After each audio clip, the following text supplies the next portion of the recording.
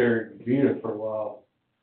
Yeah. And when we got there, that was when the housing market, they had overbuilt. And so there was a lot of inventory. Wow. So we got our house right. And I look back now, like when we put our house on the market like during COVID. And I was freaking out. I'm like, oh my God, we need to get rid of this thing. And if I'd held on that thing for another year, Right. I probably could have got another $300,000 or $400,000 out of it. It's ridiculous. The prices up there, fuck. Yeah. And we didn't know anything about the area, and we lucked out because we bought, like if we'd have lived there 10 years and got the lay of the land and everything, we couldn't have found a better place to buy. Because we bought an established area they were fixing to redo. It's a farm to market road, and they made it a 4-lane, turning lane on it. And it was 2-lane when we got there. And but we were on an acreage home side with a water well, which is way advantageous up there because water's the thing. Oh yeah, absolutely. And it was a good spot for us. You got easy access to South Austin. Still wasn't that far, like from San Marcos and everything. Because I went to Texas State while I was there and finished up my undergrad degree. And so it was like 23 miles or something like that to campus, So quick commute every day. But no, it was awesome, man. We loved our house up there. It was about 4.5 acres. Went down to everybody calls it a creek up there. It's just a ditch to us, but when it rains, there's water in it. Yeah. And it had real nice big oak trees, and it was a beautiful home. It was built in the mid-'80s, but it was a really nice home. And we liked that. Like we liked that 80s architecture, and it had a lot of wood in it. It was a real warm feeling. It had been updated some with some, granite countertops, tiles, shit like that. But, yeah, man, and I couldn't believe what we were able to get. That house was 4,700 square foot. We bought it with about $30,000 worth of extra stuff. We paid for $17,500. I mean, yeah, you couldn't touch that house for twice that today. You couldn't touch a 3-bedroom spec home right today. And this was 5-bedroom, 5-bath. Every I guess it was a Jack and Jill in one, and every other bedroom had an ensuite. Had his and hers walk-in closet. I mean, beautiful back porch, man. It was raised up because we love that area. I lived in Leander for a while, and I did my undergraduate at Texas State too. Oh yeah. Way back in the late '80s, early '90s. Love that area, but I will not live there again. Oh God, you couldn't drag me back there. I mean, you can't go anywhere without I don't care if you want to eat lunch at 3:30 in the afternoon. Yeah. Unless you go to some place nobody's ever heard of, you're gonna wait. I mean, it's crazy. It is crazy. Yeah, my sister who lives in New Braunfels now. When we go visit them, where do we want to go eat? Well, let's see who's got the shortest wait. Right. New Braunfels to me has got it even worse because they try to really keep that quaint. They try, German town. Yeah, the downtown still has that, but man, no, her house is up on the hill above Orlando Park. Beautiful, beautiful. She's a medical doctor. But outside of that loop is at 330, whatever that loop is that goes around. 336, I think. Yeah, man, that place is booming. I know. And like Green. Hell, we went to a concert at Green last year, right around just before New Year's, and we ended up talking to some folks that they had a house in Green. And we're like, who has a house in Green? Right. So they were like, come on back to our house, come hang out. So we went over. Well, we went to this little bar there first, and I was surprised. It was like this big ass bar in Green. Right. And it's like, we're like, yeah, we're just right down the road. Come over there. And, you can walk right there. And I'm like, okay. So, and we're in this neighborhood in Green. Yeah. Just like, my mom lived maybe in that same neighborhood. Little bitty, postage stamp yards. Yeah. Oh yeah. She loved it there. Really? Yeah, she passed away 2 years ago. But it was gorgeous. Yeah. I mean, and who wouldn't love it? Everything's brand new. Yeah. Streets, Okay. yards, Nice to meet you. trees, Fill out a form. everything is Oh yeah. pristine. And I don't know if you've met, we have a friend, Matt Oker, Joe Rikers, you know Joe? No. How you doing? Joe Rikers. And I apologize. That's okay. Thomas Gush. Good. Nice to meet you, Joe. Good. We stay there, man. Good to see you. Hi, sir. Good to see you again, too. Yeah, likewise. Oh, the table's getting long. Oh, yeah. Even with my long Oh, arms. yeah, my You know, we shirt. still have a, You know, like, Wimberley's property the tax same way. attorney for. And Wimberley's funny, too. Oh, my God. I remember Wimberley when we were in college, and the ladies, you'd come down off that hill and across the river, and it was, that's all there was. Right, yeah. Oh, no, it's, so their voting precinct, Uh-huh. you know, when I was, did a lot of stuff positives there too. Their voting precincts up there like 5,700 registered voters. And like, and so the way they do it, they do theirs in 100s, 200s, 300s, and 400s, depending on what county precinct you're in. Like, precinct 333, 335, 337, 338, every one had at least like 3,500 registered voters. And you're like, where do these people live? And you start taking little country roads, man, and it's just these massive neighborhoods. Yeah. All right, how you doing, sir? You know, that stretch of road called down the back alley. He filled out a speaker for me. No, you can sit. You can sit.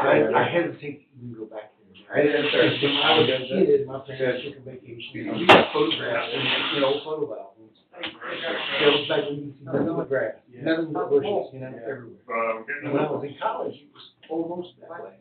But I'm afraid that's probably houses up and down the hillside. So, Yeah, I remember going 24 years old and had a 20-year My life. dad's roommate in college, Nothing. he was a manager. So we'd go there, you know, Water every year, so. hey, Larry, I did not mind if you, I did not have an issue. Just considering one of there's- those Considering there's not a lot of us. Well, you know, with a camera, I think it's better if public sit over here, so that there's no confusion, he's not part of the board. So if you don't mind.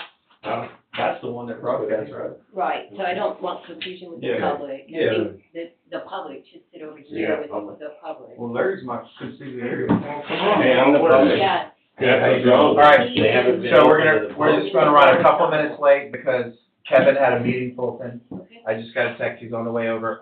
How you doing, sir? I got, okay, that's it. Just paperwork.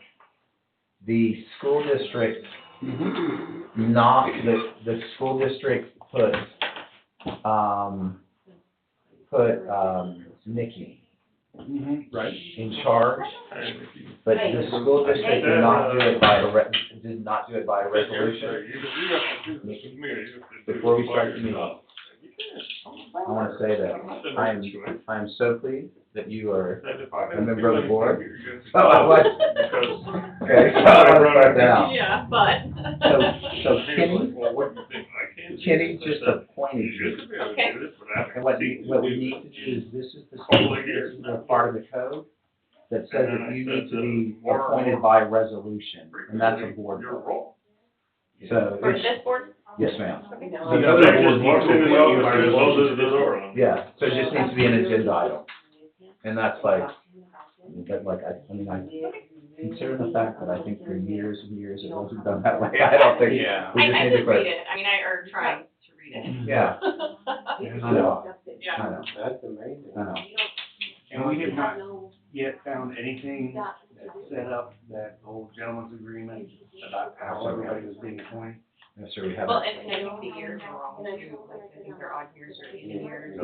so like, yeah, anyway, I was trying to read. We are, so we are, We need to begin a process of sorting all of that out, but we're just Hey, at the run discovery the edge phase, Right. not the remediation. a year ago. Okay. So, Didn't have it. just like paperwork as we hand out first, sorry, I should have given this early. This is the letter of engagement by, from Gary Kate. We are going to one to Mr. Elker, and please give one to Mr. Presley. So we are going to, and I believe that since we have quorum, Colleen, Yes, if we can just real quick, you wanna go next first? well, yeah, I'm just gonna go ahead and say the prayer real quick. Dear God, thank you for this day. Thank you for the possibilities that you've given us. As we go through this meeting, let us remember your words. Let us remember the example that you set through Jesus. Give us the gift of discernment to make decisions. Set aside personal personal ambitions and personal ego to do what's right for the people we represent. In Jesus' name, amen. Okay. We got a time one for you. So I got a time, so I call this a meeting to order at 4:05. And citizens to be heard at this time, comments will be taken from the audience on any subject matter that is not, any agenda that is not, under the jurisdiction of the board. Each member of the public who appears before the Aransas County Appraisal District Board of Directors shall be limited to 3 minutes unless otherwise by the chair. Please note that in accordance with the Open Meetings Act, directors may not discuss or take action on any item that is not on the agenda. Participants wanting to be heard will need to fill out a public comment card and deliver it to the board secretary before the call of order. Do we have anybody who's Yes, submitted? I have two members of the public who'd like to be heard. Okay, Jill Rickers, call Jill Rickers first. okay. Understanding, just paperwork, as you kind of way, just because the relationship that the board has with the tax code, I know you know that, we cannot discuss individual appraisals or anything like that. The floor is yours, sir. All right, so I'm a Texas property tax arbitrator. You guys should know this, but after things leave the ARB, it comes to arbitration. I'm an arbitration judge. I've been in that role for about 10 years, and I get the predominance of Aransas County cases because I'm physically located here, but I do every county in Texas. And so there's a couple of things that have come up recently, which I just want to bring to your attention, but the first part is, I found out on the phone with Mr. Presley that he's the acting boss. So that was a change. And the comptroller enacted a electronic system for all arbitration. There's no more paper whatsoever. So there's 4 recipients or users on there. There's the comptroller, the district, the taxpayer or their agent, and the arbitrator. So I have access to all of that. And so on that specifically, that's been in place for a whole year. I was concerned that there's a breakdown here at our district as a citizen, a taxpayer, because it seems like nobody's on the other end of that system here, and what are some indications is when I make a determination, the values are automatically instantly transmitted.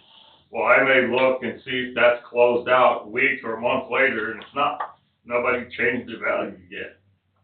And so, also I get paid sometimes from the county, the district, sometimes from the state, depends on where the value falls. Well, it automatically invoices the county and tells them that they need to pay me. I wait 2-3 months the last time before I walk over a paper invoice, and then nobody knows how to pay it, and then Anna Marshall's signing the checks. I mean, I've been to Texas Leadership Academy that you're not supposed to have the taxpayer and the district commingle anything. I'm not sure why she's signing checks for the district, but there's a breakdown there somewhere that shouldn't be happening. And so, that's, as far as that system, my recommendations are, it's just by email, they tell the comptroller who's the recipient. And what I see in other counties is an office coordinator or an administrative executor, an employee of the district. Oh, man, sorry about that. So what happens is, that person is the recipient. Aransas County, Mr. Presley worked with me a couple times recently. We fixed some arbitrations that were scheduled.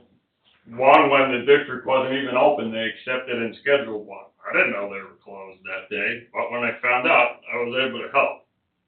But if there was an administrative coordinator, somebody should match up the notice that I give with whether or not somebody's here. Now, let's just say, and this happens in almost all other counties, frankly. Let's say, I'm just making this up, but let's say Mr. Presley is actually going to represent the district at arbitration. He calls in sick in the morning. Well, that administrator knows, oh, Ray is sick, so they get the next person to fill in. What happens here is somebody's absent, I'm on the phone with the taxpayer or Zoom or in person, nobody shows up. I mean, that happens repetitively in the past. And again, I've, had good luck with Ray. Him and I have been speaking about this. He's interested in correcting the issues. But I've been made aware that a lot of this is the board's responsibility to look into also. Okay, your time. Okay, so he's yielding his 3 minutes to me, Larry Harris so. is our, I'm not gonna, I'm not gonna, it's by individual oh, for 3 minutes, so I'm not gonna. do you have anything to say, I'm not Mr. gonna Harris? let- You I'm filled not out a gonna let public you, I'm comment not form. gonna let you yield time. No. Nothing to say? Unless, No, I mean, I think the public should always be able to be heard and should be respected to be heard. yes, sir, I would let you speak, I'm just not gonna let you yield your time. Sorry, no disrespect for you, and I appreciate you. And that's my main purpose, is Yes, sir. I really want us to remember, we work for the public. We're all here because the public and the taxpayers, and they are our neighbors. And we should respect them and yield to them and provide them with a good service, that's why I'm here. I feel like that service has been lost, and so we have an opportunity to correct that ship, and I believe we can do it here. Maybe it'll take all our participation, let's be honest, up front, make some decisions, you know? But, All right, well, thank you, sir. yeah. So that's it for, Joe, So I Joe, thank you, Not so you know where to find me. not to If you need discuss help or it. have questions, I'm happy. I do wanna say this, like, I appreciate you bringing this to our attention, that you've taken the time to come over here. And I hope that the public does appreciate that we haven't turned the corner in terms of with, a new interim chief appraiser. And that we are going to make sure that Aransas County is gonna be the best, appraisal district in the state. So I really appreciate your help in coming. Well, So thank you, kudos to Ray, because no one's ever asked a question, and he's asking questions. I can see that he has enthusiasm to make some adjustments that are beneficial. Yep, All right, thank you. Thank you, thank you so much. thank you. Because he went to work for Fulton, Aransas County ISD. Yeah, fire and always a fire, right? Yeah, what's our, okay, so there is, if everybody has had the chance to look at the, oh, sorry, I need to, 1 second, y'all don't have the minutes, I need to do that here.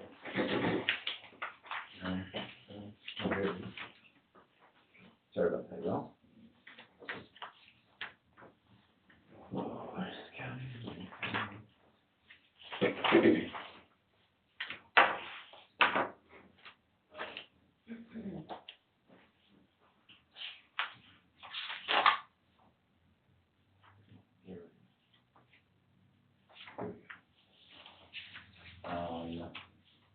Colleen, Ray, you can have a copy if you want, sir, I made a copy.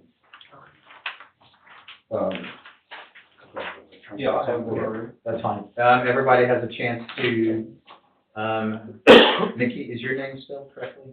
Oh, My last name is not, but How- my first name is. how All is- A's. It's all A's. always, okay, I'll make that correction. Okay, thank you Happens very all much. the time. That's unacceptable.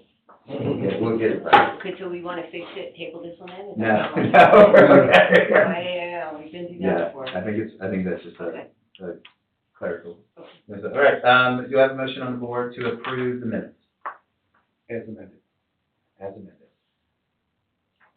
I'll make a motion to approve the minutes as amended.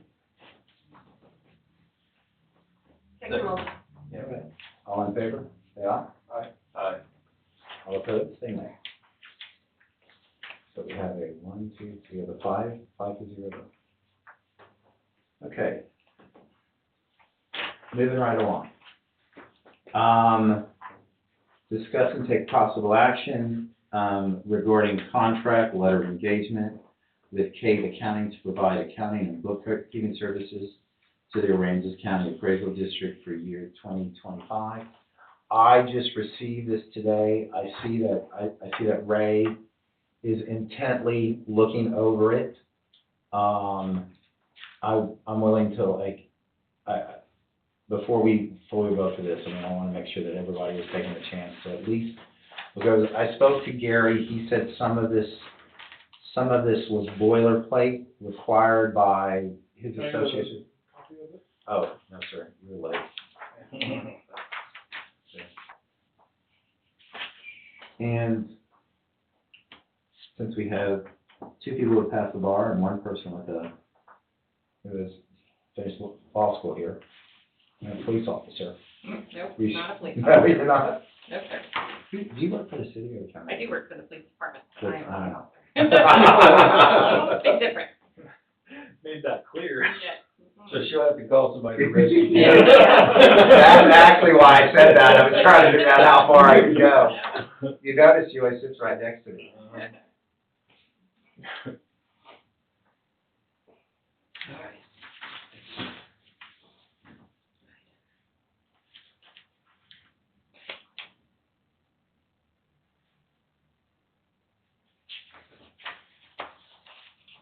Can I just start with questions? I'm gonna get to discussion, right? No, yeah, please, open up questions. Just looking at just the financial aspect of it, the money that, I haven't seen the most current budget, but are they similar to this financial aid provided for 2024, I'm guessing? They're lower. I don't have the 25 budget on me though. Okay. I can go print it if you. I'm just curious about the funding and where we're gonna fund that from.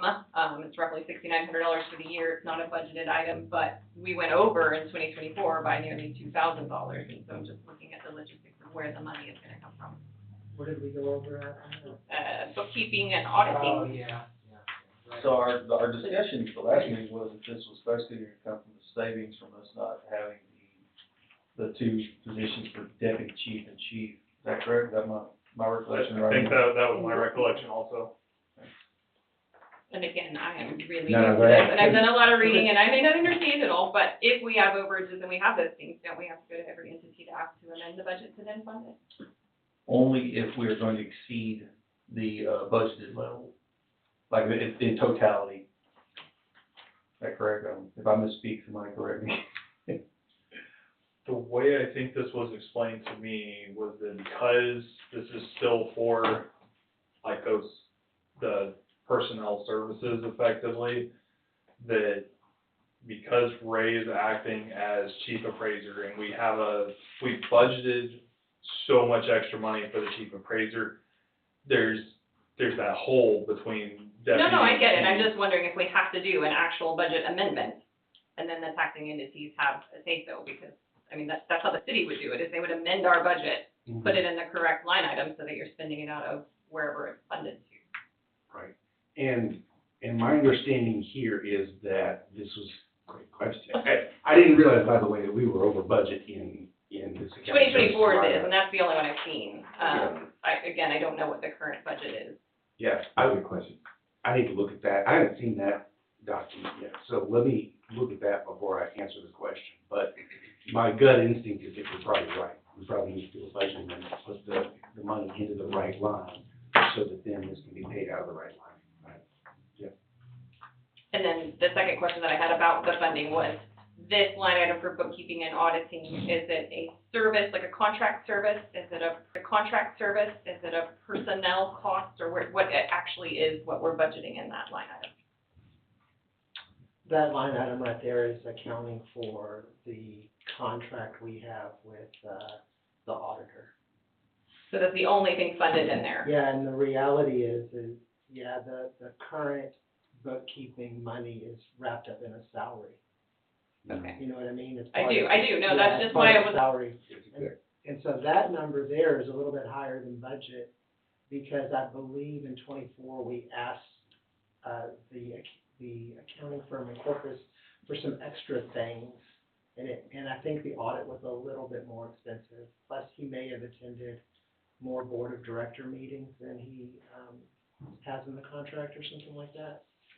Yeah.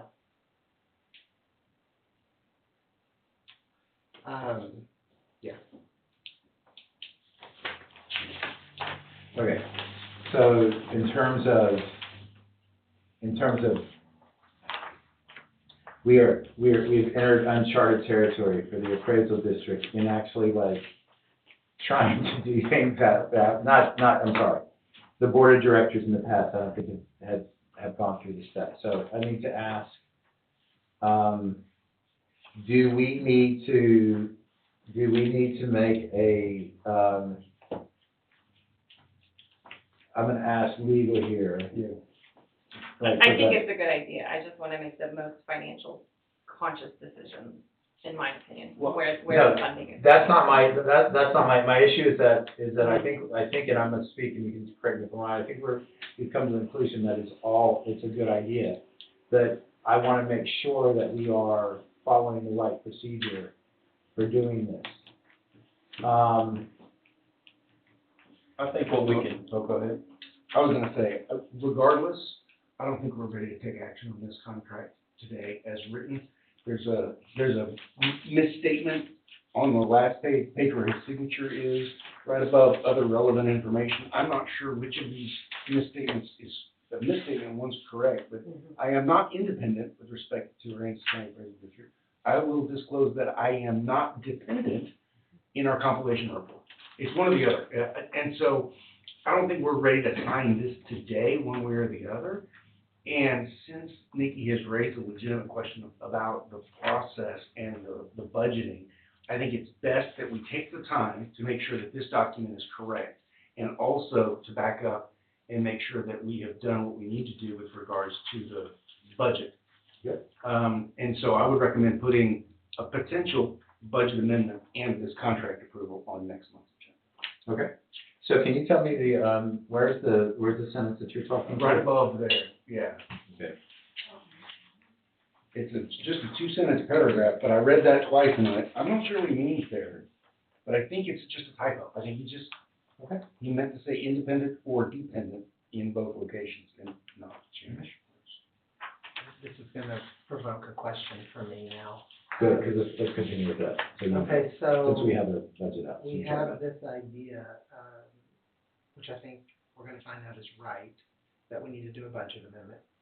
And then there's gonna be, an additional dollar amount added to, what does that line item say? I don't. The keeping and auditing. Okay, Is so that- added to that, I guess, we'll add it to that field. Mhm.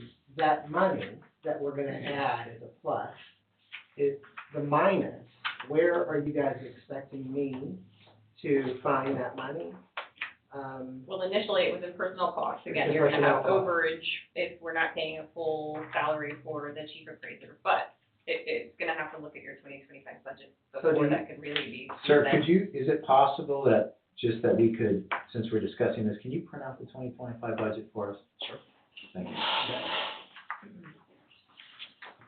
Yeah, that was my understanding from last month's discussion, was that it was gonna come from personnel. And once I saw this, I thought, Yeah. but, Yeah, and so while he's pulling this together, one thing that, most of my clients are cities. I have a couple of school district clients as well, but most of my city clients have some authority for the city manager to move money within the budget without having to be a formal budget amendment. And there's a limit at which it has to go back to the board. I don't know that on this board, there is any such delegation of that kind of authority. I don't know at what point it has to go back to the taxing entity. That's why I was hesitating to answer your question earlier. I think it may be that it's just if it's a total amount of the budget that has to go back to taxing entities and not a line item adjustment. So if you're taking money from here to move it to there, it may it not makes have to sense, go I back just to it. didn't know the way I that they Would that be approved. typically statutory, or is that more an agreement between the entities and the No. appraisal It's district? statutory. There's a Do you section, have that? there's a section in the code that is Again, I read a lot, and I don't understand it. no, I appreciate that. The government accounting is not No. easy. So this is the proposed budget right here.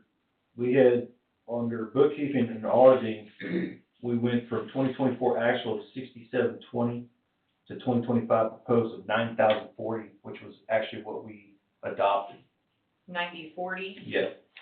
so actual wasn't even, I guess it was a predicted actual. Well, this that is claiming what was actually spent in 2024. No, so in the past, remember our experience with, when he says actual, he's not talking actual expenditures, he's actual budget. Budget. Okay, so that's what was Yeah, approved just then. what So was really what you budgeted. mean to say Okay. is, right, Okay, Okay. yeah. so, So, see, and so there's some, anyways. but the big one, the personnel, you know, that's the 616,998, which I believe we didn't touch any salaries, so that number is what got adopted. No, okay, initially, they had added some of the auto extension, and so we removed that back out. There you go. So that Right. number is not correct, and I didn't bring, so he should be printing that budget. Okay. Remember we went round and round? I remember there being a lot of. What he did, if you remember, Kevin did not want the cost of living on top of the auto expense. Originally, the way they run the calculation was, you know, it was just, you know, a minor amount of money, but it was important. We shouldn't be Yeah. giving COLA on top So of, if you're looking at that, I'm looking at 1606, which is correct. you have the budget there? No, I'm looking. No, at Statute. I think he's reading the code on his phone, right, that's why. right, right. They do. See, this breaks down right here, we got chief appraiser salary right there, and that's where That this was money. 2024, right. Right, And but then here's that's 2025 proposed, Uh-huh. which that's what we adopted.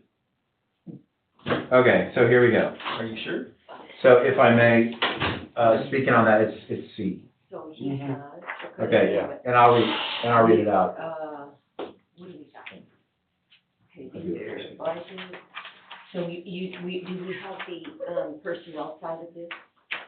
I get it. Okay, I mean, if you don't mind taking it. Sure. Yeah, So- I'm not having to work off my computer. for a Oh, second. okay, Just sorry. Okay. That just helps us, so we all know what we're talking about. so here we go, and this is, so we're understanding this. This is tax code section, 606, and this is C. The board may amend the approved budget at any time, but the secretary of the board must deliver a written copy of the proposed amendment to the presiding officer of each of the governing bodies of each taxing district. I'm only laughing because there's more work. Hold on. The governing body of each taxing district participating in the district not later than the 30th day before the date the board acts on it. And what is still unclear after that sentence is whether a line item change Right. that doesn't Definition of affect the amendment. total bottom line constitutes a budget amendment. I think it does. I think the safest answer for this entity is to say, when you're moving money from line to line, anything that requires you to amend your budget, you go ahead and notify. That notification does not carry with it, I don't think it carries the ability for them to reject it or object to it. Okay. Well, they can disapprove an action always, I think. If it doesn't change the bottom line, or the amount due from entities, But that's a poorly drafted deal, because the way it says it, any budget amendment. Yeah. May amend at any time, but the secretary of the board must deliver a written copy of the proposed amendment to the presiding officer of each governing body, not later than 30 days before. Before we take action on that. So we would need to have a meeting to make an amendment to amend the budget, a proposed amendment, yes, and then we'd have to send that, and then we'd have to, Set a meeting 30 days on that. yes, okay. So we have to have a vote to amend, and then, A vote to propose the amendment. right, and then the wait for the notice. Correct. I guess they could show up and object would be my guess to how that reads. Oh, boy. So if I can just kind of get the time frame right, what this would look like is we would have a vote that says in 30 days plus, we are going to vote to amend the amend the budget, and at that time, we could sign the contract. Yeah, they well- have to receive notice 30 days. Well, we have to have 30 another days. meeting, though. We have to have another meeting to start that 30 So days. it's about 30 days, but then it's like, we can tell them at the 31st day, we're gonna have a board meeting where we are going to, Consider a budget amendment. a budget amendment, and at that one, if I'm correct, we can have that agenda item first, and then the next agenda item can be to approve the contract? Yes. Okay.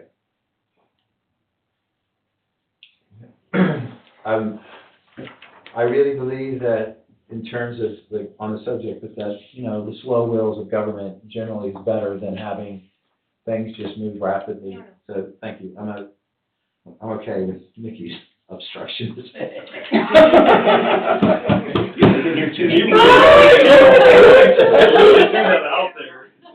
Okay, I have a question for you guys. go ahead. Or just maybe y'all help me, with this. So there's I'm having Nancy print out the proposed salaries that were, not proposed, the approved, salary numbers for, that you guys did in the past for 25, right? Obviously, go ahead. It's okay, go ahead. Well, I guess the whole point is what we approved in when, Chief Appraiser Soto retired, that all got changed It anyway. did, and that's, So that's where I'm wanting to, if we're gonna have to make some amendments here, we need to wrap that in. maybe so, but that could be true. Something that I would just kind of have you guys kind of figure out in your head and how y'all want this to look is that necessary, right? Because there's been an obvious change, the salaries are different than they were. Is what? In this next, for the amendment, should we also deal with the salary portion also? I think we have to. I think we have to. We have to. I think we have to, and not, I think that the way that we're doing this is fine as far as like with you, because that all falls within the same line item and everything. But if we're taking money from that personnel services line item and moving it to the bookkeeping line item, I think we should address it, and I think it's proper to address it.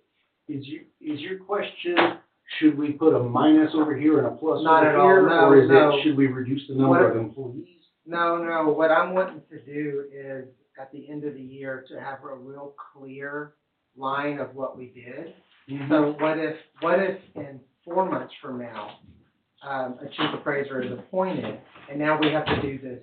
Oh, Again. yeah, we have to account for that in So I just dealing wanna with make that line sure, item. yeah, just that, yeah, that's all. That's really all I'm saying, is I just wanna make sure that we don't lose our way, or more specifically, that I don't get to a spot where I can't tell what's what anymore, because we've made changes. It's a lot easier for me if there's an approved budget and that doesn't change until the next approved budget. Because then I just know this is the document that I'm working off all year. Not a perfect world. Well, I'm They winning. change it all the time. I think that's the accurate way to do it, and you have to do it that way. We need to do that way, we have to have approved budget, Everyone right? over there gets But- it. What's considered a budget amendment? Because, like, under our memorandum of understanding with Ray, we've increased his salary number. Is that considered a budget amendment?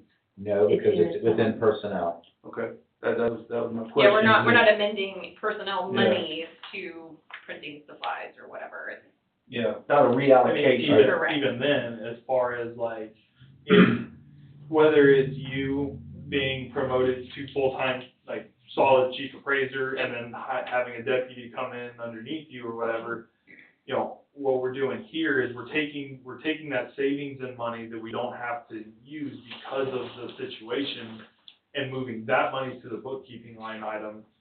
And we're not increasing the overall budget, I don't think, but because we are moving that line item, we'll leave the rest of it there so that whenever a chief appraiser is solidified, That's what I'm wondering. Yeah, that we'll the have to break down personnel our services. savings, and that's all we can use, is the savings from Correct. right now until point B. We can't go into Okay. September. And the rest of that money. personnel Does that make service, sense? the rest of that That- personnel services money will still be there, so we won't have to do this again once that new chief appraiser is Correct. solidified Correct. and the deputy chief is put in as well, and the salaries are all being taken up from that point. From that spot. Yeah. Yeah, okay, thank you. That's my understanding, correct me if I'm wrong. No, that helps. I have a question. Would it be possible for us to, approach the taxing entities with an MOU that if we're not gonna increase the overall budget, that they can give us like a blanket, authority to move money around inside our budget as long as we're not coming in for more money or increasing or exceeding our budget? I'm not sure that, because the statute's written so vaguely, I'm not sure that I would recommend that right now. Given, I don't know a whole lot about all of the other taxing entities in the county, but the county commissioners court meetings that I've watched over the last month suggest that there is some volatility in their In the opinions of future, this organization. potentially. Yeah, and so I think if you're asking, please let me just go off and do things on my own, I think they're gonna say no. And having served 2 years in the past, that's kind of what was happening. We would just kind of, well, we need money here, so we would. We're just gonna move it around, as long as it never stays on the told me page, that's we're Well, exactly okay. when right. certain people do And it things was a around here, it's problem. okay. That's Other what, people I won't know, do it. I know, that's the thing, I know.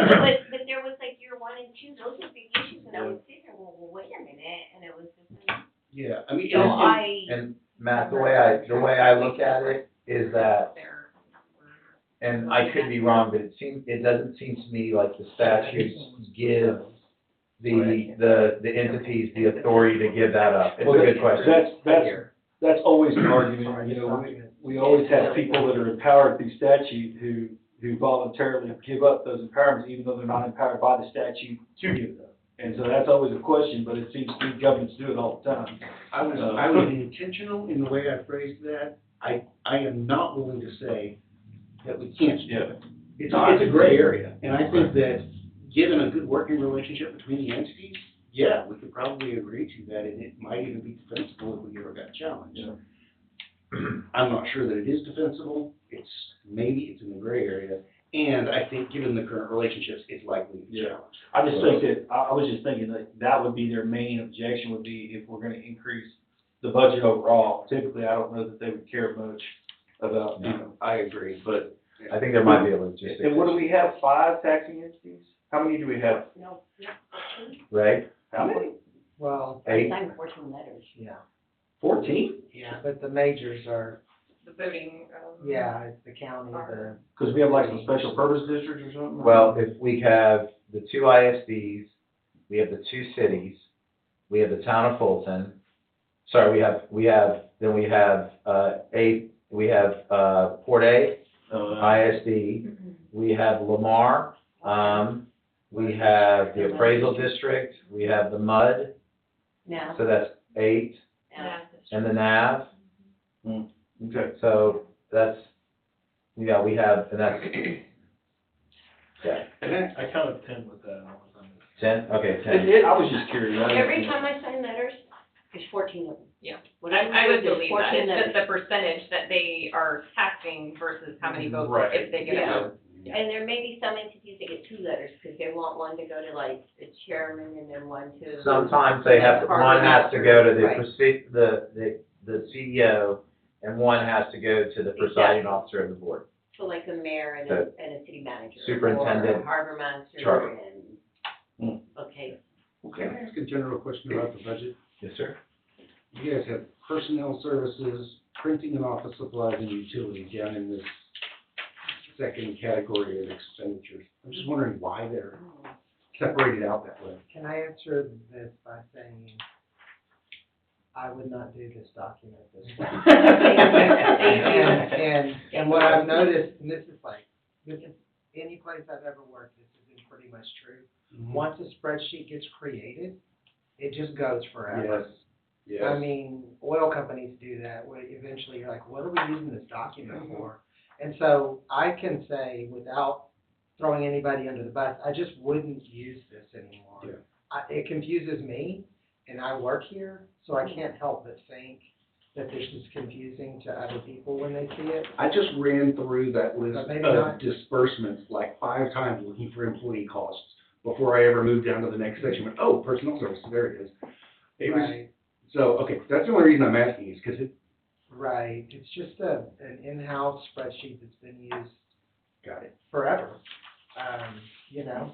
And so changing it's kind of complicated, actually. When we get to budget with all of the new changes going on, maybe let's come up with something different. I want to ask this guy, Gary Case, that we're going to hire. Yeah. No, I don't know. It needs to be different. Yeah, it needs to be different. I'm gonna, could I, just because we're talking about this is wrapped up into making a budget amendment. You said that you believe that we may be over budgeted on the audit in terms of bookkeeping and audit? No, I was saying that there was we did go over budget. If y'all wanna talk about this right now? No, I don't know. It's not on Can the we- agenda. No, it's not on the We can refer agenda. to this one item. Can we handle, 2B, please, whether we're going to table this, what we're gonna do? Are we still in discussion on B, or? Did we ever get a motion to Do we approve? have- I don't yeah, think what so. are we I don't think doing now? I don't think we had a motion, so I would recommend tabling this. Can we table B for, is that what we're gonna do? Yes, ma'am. Yeah, I think we need to break down the actual cost, you know, the personnel services line item went down 34,000, and so how much savings are we really gonna have other than a month or two that we don't have a chief appraiser, you know, we'll really have to look at the line item breakdown. We'll have savings, but, How much? okay, but, All right, I like it. so I move that we table 2B pending further So, financial. can I bring something up though, while we're There's still a- on this, there- briefly? If we go back, and this is, I was a little confused during the budget process anyways, and maybe Ray can explain this. Mhm. So under the 2025 proposed, that when I'm looking at this document, says, okay, the It's down personnel. here. So when I'm looking at that, you understand, I still am showing the half-time bookkeeper on here. Yeah, but it's over here. Yeah, but it was in But that's what 2024. It's Not not. in Okay, 25. yeah, I'm sorry, this document Okay. is tough, but there's one It's really column not- that So we really didn't matters collapse on this that, whole thing. right? It's really That's the only bottom one that middle. matters, right? Correct, That bottom is middle. correct, that is correct, yeah. So. Okay. I guess I actually have a question while we're sitting here talking about this, since it's relevant. If Gary Kate handles the bookkeeping at, what was it, $575 a week or a month? 6,900 A for the month. year. 6,900 for the year. Correct. What does that do to the bookkeeper position under the, is that where you were going with it? Well, the bookkeeper, Well, without getting too far into that, it will have to be looked at, I think, later for personnel. I don't wanna talk about it in open session again. No, but I think a good point. I think that is something that Mr. Presley will need to bring to us. Okay.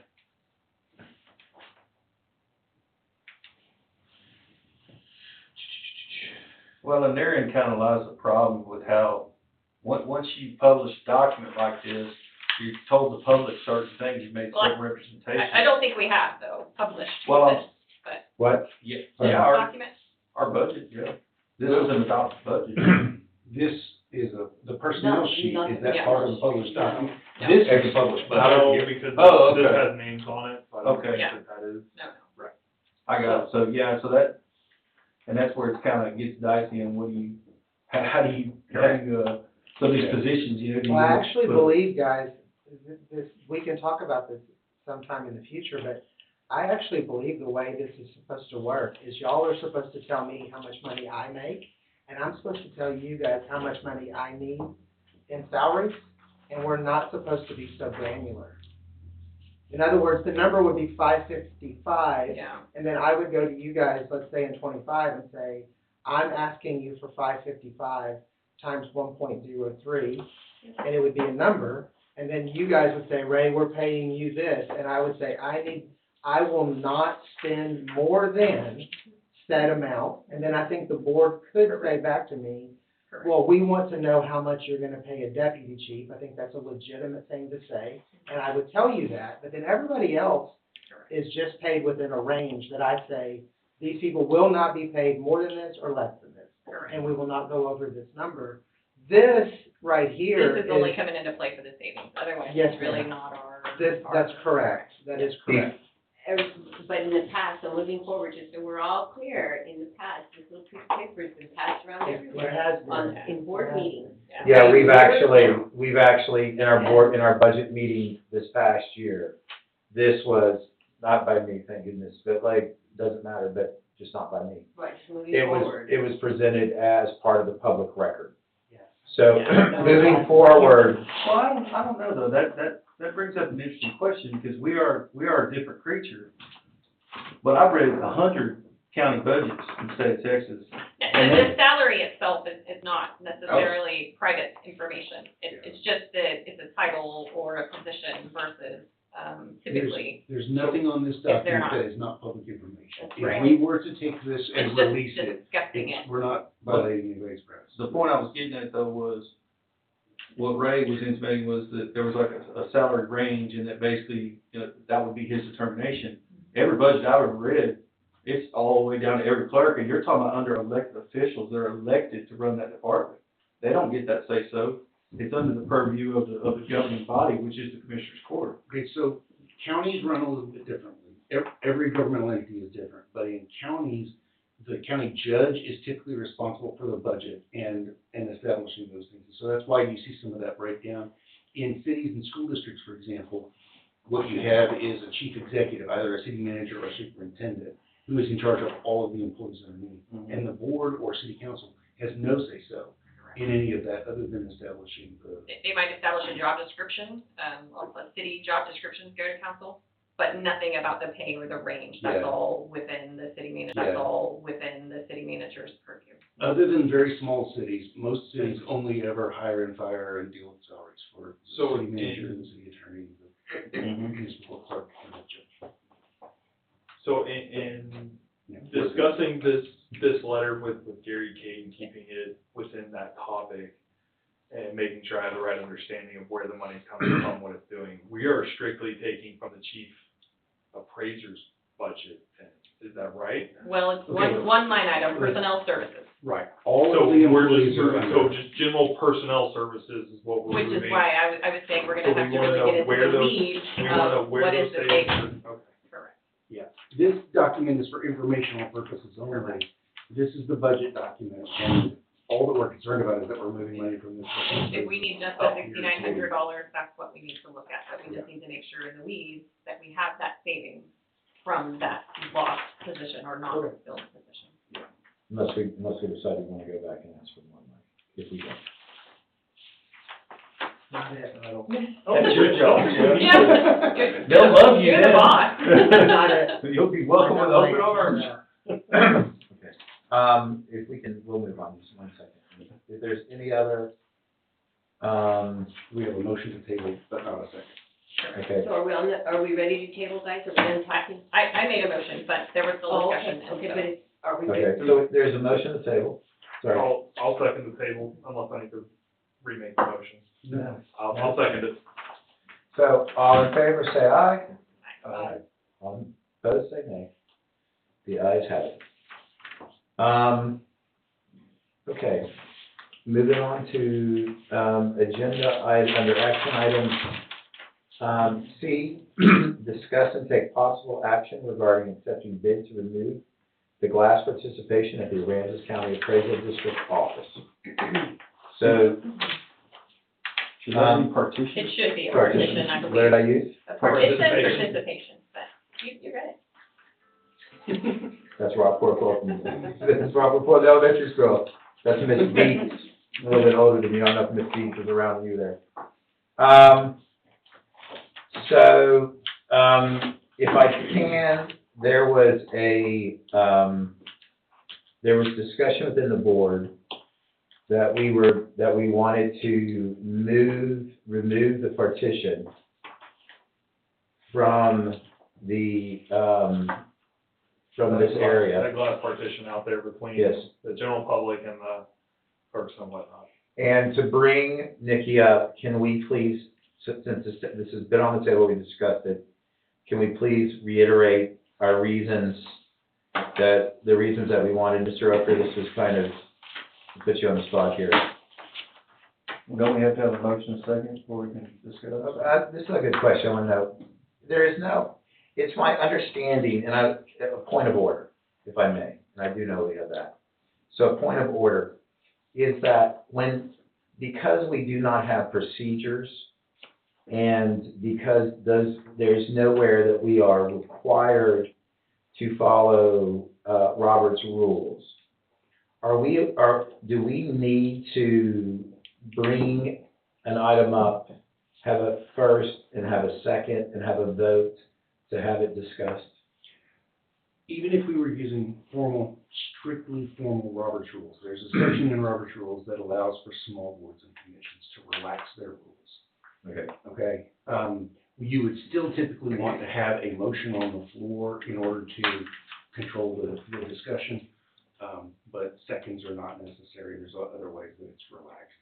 So I think as long as the board fully understands what conversation is happening, it is acceptable under Robert's rules to relax the procedure. Okay. So I'm going to put a motion on the board that we discuss and take possible action regarding accepting the bid to remove the glass partition at the county, Aransas County Appraisal District office. I understood that to be a motion, so the item's now on the floor. On the floor. Okay, good. Thank you, sir. You want to start? Yes, sir. Okay. My reasoning behind wanting to remove this is I think, first off, I recognize that Aransas County is a bit unique, given our size. We are not the same as, counties around Dallas or Houston or places like that.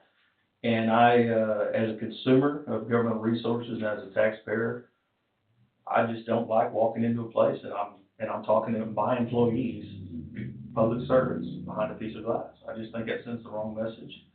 A lot of this stuff is very new. A lot of people use COVID as an excuse to do these things, and can we please put COVID behind us? I mean, for God's sake, I don't know how many decades we're gonna let this go on. But I own property in Victoria County. I lived in Victoria County for a long time. That county is more than 4 times the population of this county. I can walk into the tax collector's office. I can talk right across the desk to a lady. I can walk into the appraisal district's office, talk right across the desk. Really, the only places that you encounter glass in that county, there's a glass vestibule when you go into the DA's office, and there is a larger waiting area when you go into the sheriff's office. I don't know about the police department. I don't think I've ever been inside the police department. But I think of a county that's 4.2 times our size and population, can have that kind of interaction with the public. I think most of these things are fear-driven. I just think the fear is unfounded. And it just sets the wrong tone, in my opinion. I think people act differently when there is physical partition.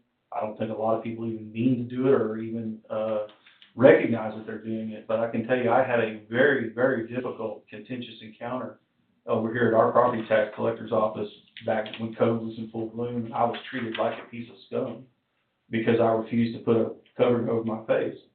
And there was no one else in the waiting room. I got yelled at, and there were 6 employees behind the glass partition, and of the 6, 4 of them had no face covering. But they were yelling at me that I had to have a face covering. All I want to do is go in there and pay my taxes, which I don't want to pay anyway. And they wouldn't even take my card. I mean, just refused to even service me until they finally realized I was fixing to go call somebody who was going to make them do it. And I just don't think we need that here. I'm not trying to single any place out or any person out. If I was on any board that controlled any property anywhere else, I'd be making the same arguments. I think we have, for too long now, and this is kind of a modern movement, we have separated our judges, we've separated our law enforcement, we've separated all these governmental actors, and we've given them all this protection and these physical barriers. And I just think it's made the interactions with the public worse. I mean, I'll never forget going to Victoria County Courthouse and riding in the elevator with a district judge. I mean, he's in his robe, he's fixing to go into court and decide people's cases, and I'm riding in the elevator with him. I don't think there's a problem with that. When were they installed? When the building was redone, so this building was remodeled 2 years ago after that hurricane and then the flood, so they've been there. And what was the premise behind installing?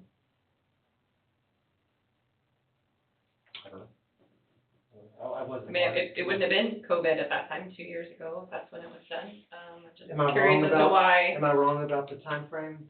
So if we can just get the time frame right, just so we're right, because I think Yeah, let me double check, If I could, I like, don't know the date, so. why he's doing it. And I'm gonna support, the last time this came up, we didn't have a bid. So that we tabled it before we got it, we had a bid come in. My reasoning supporting this is that well, one, we're not dealing with money, so there's not money behind, so we don't have to worry about that, and I can understand why sellers do that. But the tax code and what we're dealing with are complicated issues. And coming as a teacher, I used to have to teach Muslim students in the full hijab. We used to call them, well, wallpaper, we used to call them stormtroopers, because all you could see was their eyes. And it made teaching very difficult, and it made conveying things very difficult. What my feeling is what happens is it's a small ledge. I don't wanna admit, What? I don't wanna admit the date, Why? cause I said 2 years, it was 2019, Did this? 6 years ago. 2019, 6 years already? Wow. Well, 5 Yeah, years. you're right. This building? Yes, ma'am. Really? Yeah, Well, we were meeting in the partition, I remember walking through here. yeah, I was just way off. And I didn't get on till 2022. That's what I was just told. No, it's gotta be wrong. There's a date, there's a picture with the date that it was Do you taken. remember we walked through here, we were working in the portable? I don't know, I said 2 years. No, I'm not putting you on show, that's what I I remember I too, can't though, recall that's what I'm the trying to date. get at with you, that's what I remember. So Yeah. my 2022. the reason that I feel this is important is because we want to have good customer service. I think this good customer service and the ability to do things is the ability of the people in the front to be able to lean over and to point to things and people to point to things. And I don't want there anything between the appraisal district staff and the taxpayer that would cause confusion or that it would make it where it'd be, it'd cause any difficulties in that. And that, at the end of the day, that's really my biggest thing that I want to see that we do. It's an emphasis on customer service. So I'll wrap up. So I think that by doing this, we will be able to improve our customer service. Okay? The only other question I have is, are the employees for it, or do we know? They're The the ones employees- dealing with it. The employees do not wanna do it. That's their position. They do not want to remove it. They do not want to remove the glass. That's their position. Do they want to work Fridays? I didn't think so. I've asked around and it comes down to the feeling of security, yeah, and stuff like that. That's what it comes Dealing down with the to. public is that way. Yeah, it's that kind of thing. The banks don't have partitions anymore. Well, I mean, I just get back to, imagine if you were in a competitive industry and you had customers, okay? And let's say there's 5 people, companies you're competing with, and you tell your customers, come in here, and you're the only one that wants to put glass up. Or let's say 4 of them have glass up, one of them doesn't. Who do you think's gonna have the most customers? I mean, it sends a message that we are over here, you are over there. I just think it's the wrong way of doing things. I mean, I wish government had competition. I would love to see a competing CAD come in and not have glass. And then I would be more than happy to leave the glass here. Because I can tell you, most taxpayers would go to the one without glass. I own property in 6 counties. There's no glass in any of them where I own property. So I don't know. That's my 2 cents. This is not, what I'm about to say is not legal advice, and so I want to temper it with that, so y'all know that this is merely a recommendation. But one of the things I would like the board to consider in the future, when we get around to adopting board procedures, is establishing where is the line between policymaking that the board does and administration that the staff does. Because I think this is a question that some people might see as being right on that line. I just went back and I reviewed the code. There is nothing in state law that says where that line should be or whether this is on one side or the other. But I do think that this is the kind of thing that in some of my clients would be seen as an administrative decision. And here, we don't have guidance on that. And so I think when it comes time to adopt board operating procedures, that would be a good thing to have a discussion about. I totally agree with that. Okay.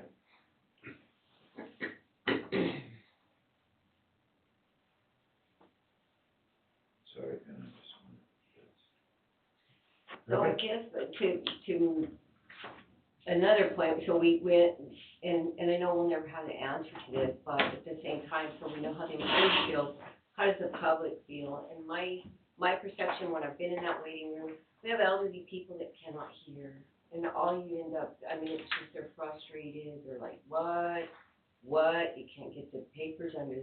So that's what I've seen, so I know we have to be cognizant about what our employees want, but at the same time, this is what Matt is saying, is at the same time, you have a whole lot of taxpayers coming in here that feel and can't hear, and it's awkward for them, and then they leave here mad because they're the taxpayer. Like, that's what they do, I'm the taxpayer, and so that's my 2 cents, that when I have been here, and although he's just a member of the public, he can't hear, and so multiple times that we've been in here, it's been, what? And so the level of frustration for the taxpayer, again, is that and maybe it's the design of this particular partition, but I've heard so many elderly people out there that just very frustrated with it. And I've had, sorry, you finished, I'm sorry. But besides your learning process, it's just a matter, they can't even understand what's being said. Then the second part of that is, if they leave the microphone on, it magnifies and you can hear everything y'all are saying. So if the microphone weren't on, you could have employees speaking, and the whole front office wouldn't hear, but I've been in here too, and that microphone's been left on. And I keep getting, so then you're just like, cut the microphone. Yeah. It just kind of, and so I don't know, that's my 2 cents on the whole. Yeah. And I've had taxpayers who have expressed, dissatisfaction with the glass. And one of those taxpayers was somebody who worked at the post office, and not understanding why that they didn't have a glass, and that when they came in here, it was difficult for them to do business. I have a couple issues with the post office. That's not on the next agenda item. Okay. So, We're getting ready to lock the doors. Yeah. Are you sure you don't need anything? No, we're good. probably somebody stay around a second. Thank you, Nancy. For clarification, she says she's locking the doors, the public will still have access to this room? She's leaving. I know, but it's an open meeting. Yeah, it's a public meeting, so we have to have access to, for the public to get in here.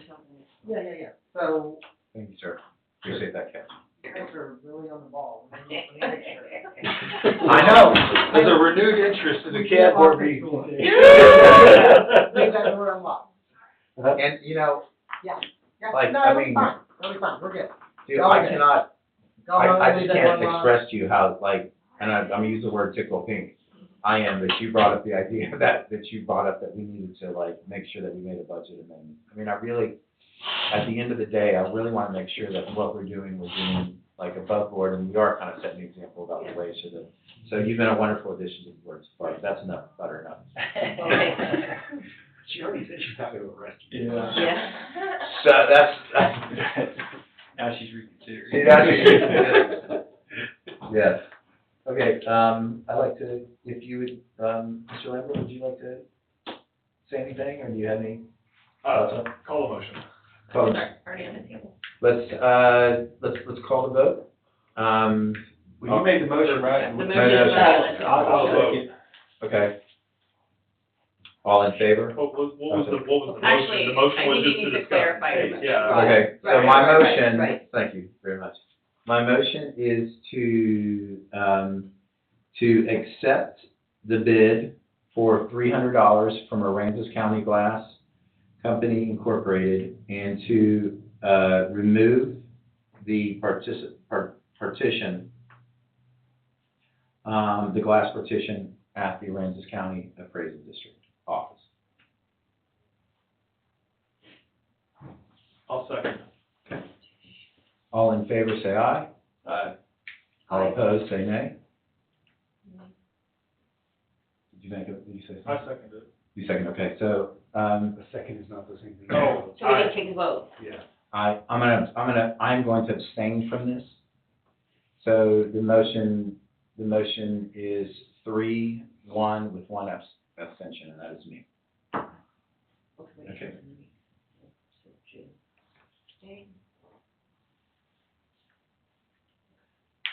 Okay, very good. So the motion carries 3-1-1. Okay.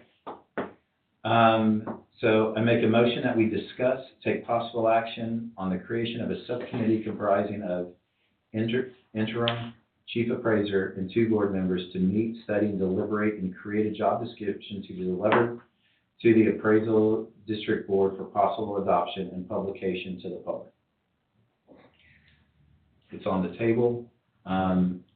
This is an agenda item that I wanted on here because, and I apologize, I didn't even ask Ray if you want to do this yet. Ray, that we can amend the motion for you not on it, but I figured that out of everybody in this office, you probably know better than anybody else what should be, I have a question, Jeff. yeah. Go ahead, finish your sentence. I think you're about to compliment me. Yeah, never interfere. Yeah, I interfered. That's okay. Is it a conflict of interest? Yeah, because I think I told you guys before that I wouldn't apply because of the possibility of you guys hiring someone who then couldn't handle me being here as someone who applied.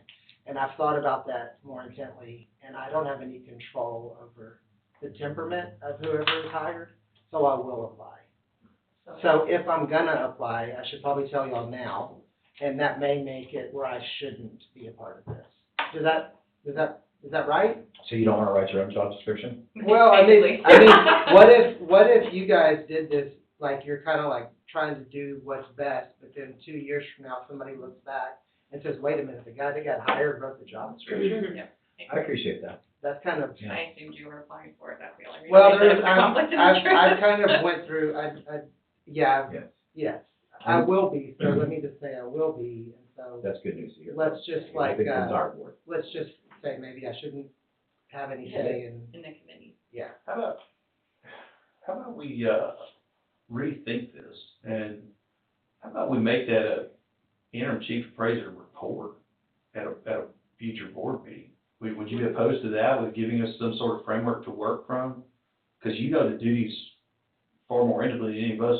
I'll do what, in this regard, I'll do what y'all want. I think my concern is still the same. I don't want to ever do anything that someone could take and think, well, that doesn't seem right. Do this for us then, and instead of putting together a full job description, give us a list of what you would consider to be, since you do it, all of your duties. Uh-huh. Or are That we can build it from. Can I make a recommendation, please? Okay, go ahead, yes, ma'am. Can we take a look and see what we did when we hired, Chief Appraiser Soto? Did we put it out there on the job board then? I don't think so. I think he went straight from, Jameson, Kevin. And so we Jameson. never advertised it?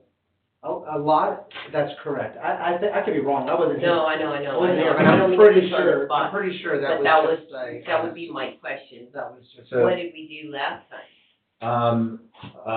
Who's the guy with, Oh, go ahead, I'm sorry, go ahead.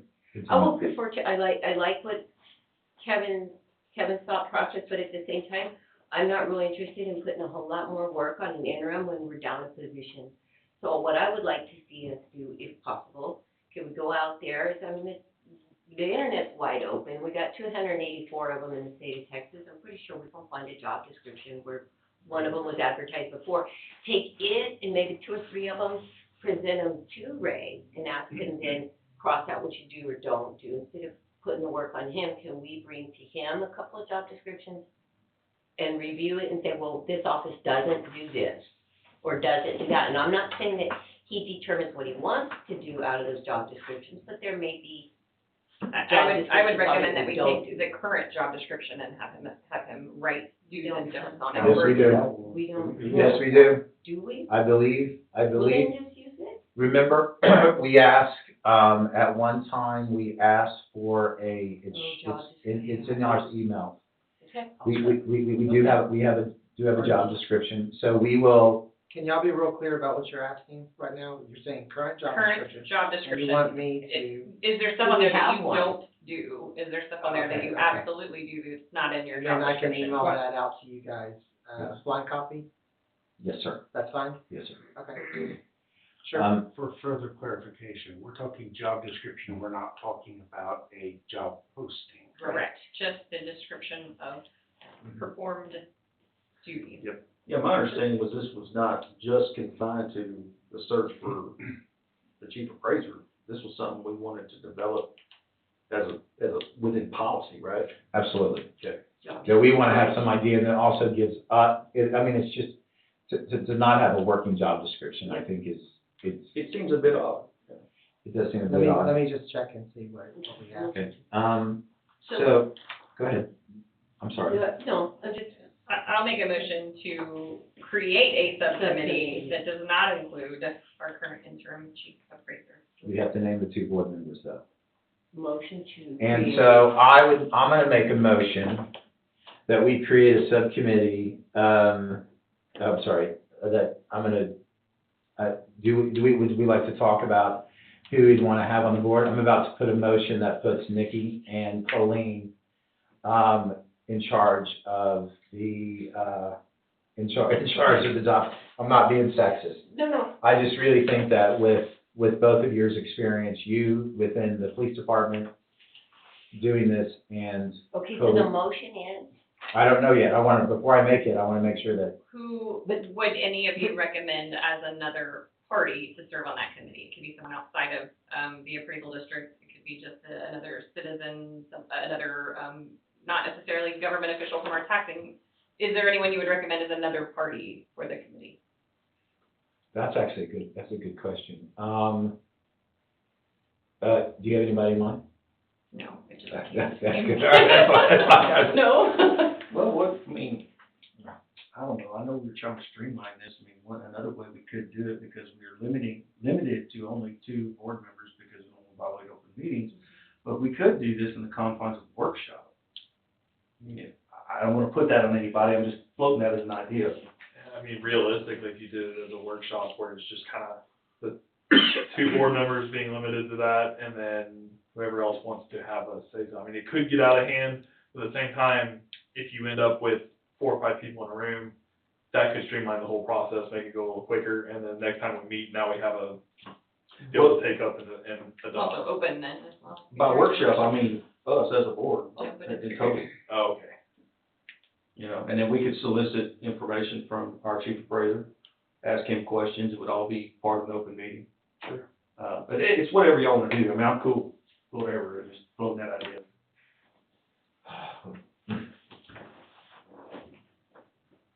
So if that's, is there any, well, that's not a, is there any thoughts on that? My idea, I mean, my thinking is if we do a workshop, that would give us time to, if there are people with expertise in that area that are, whether they're in government or out of government, have small businesses or large businesses, they have corporate experience, whatever, we can invite them to that workshop, we can solicit information from them, and they Jason with, who's our, Richard and Abbott. yeah, Pritchard and Abbott, he has offered to help us out with, These are what though?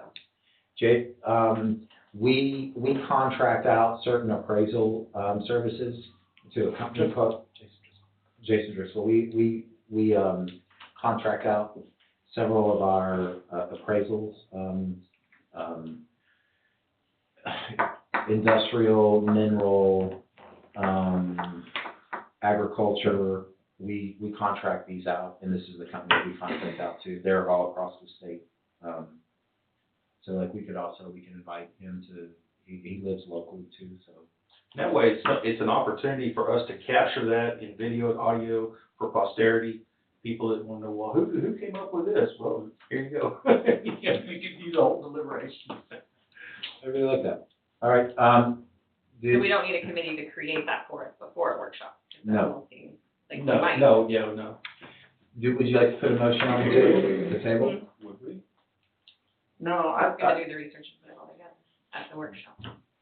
I think, Nikki had a motion there, I didn't know if she wanted to. I don't think I finished it, so, Okay. So go ahead.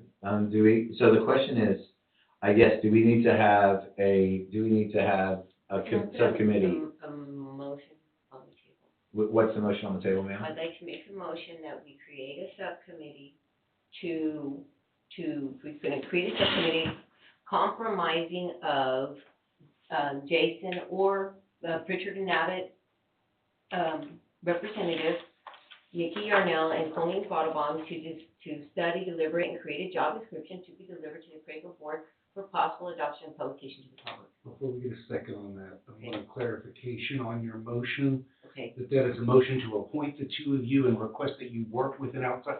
I don't want Very to appoint good. somebody to Okay. a board that's that's not here to correct, say. I apologize for that, yeah. So, Okay, so- with that clarification, We're gonna make a motion, I'm gonna make a motion that the board appoints Nikki Yarnell and Colleen Quattlebaum to create a subcommittee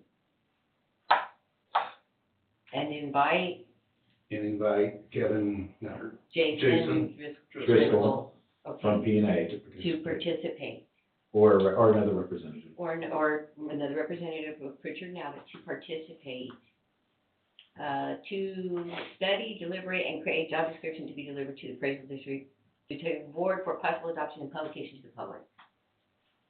Is that good? Are you willing to sit on that? Oh, yeah, apologize, yeah. I'll second it. I mean, I don't see more than a couple of small, rough meetings, I mean, especially if we do have job descriptions and some other things. Okay. I don't Okay. mind the workshop idea at all. I just think Okay. if we had some concrete things to bring to you, then everyone gets to say so to Yeah. say, here you go. I would say that for possible adoption and publication to the public, that possible adoption means it's coming back to the Okay. board for approval anyway, and that is Okay. functionally equivalent to having a workshop on it. Right. Okay. Okay, the motion's on the second. We have motions on the table. We have a second. All in favor, say aye. Aye. One, 4 ayes, 1 abstention. You're saying? Yes, ma'am. All right. So that wraps up the actions items of the meeting. We're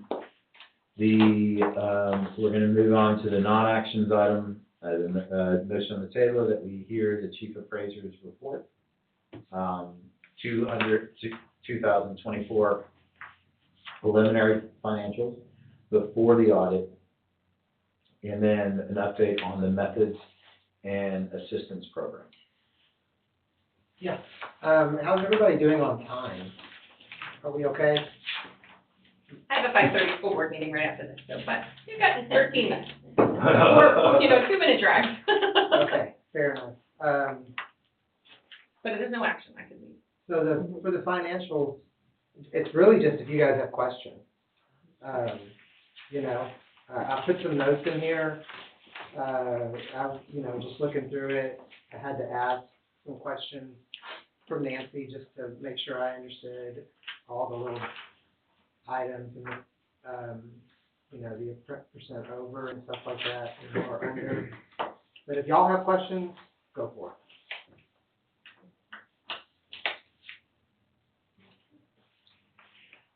I do have a question. Okay. It's titled end of year, new XLS. That's end of calendar year, not Yeah, that was- fiscal year. That was wrapping up 2024.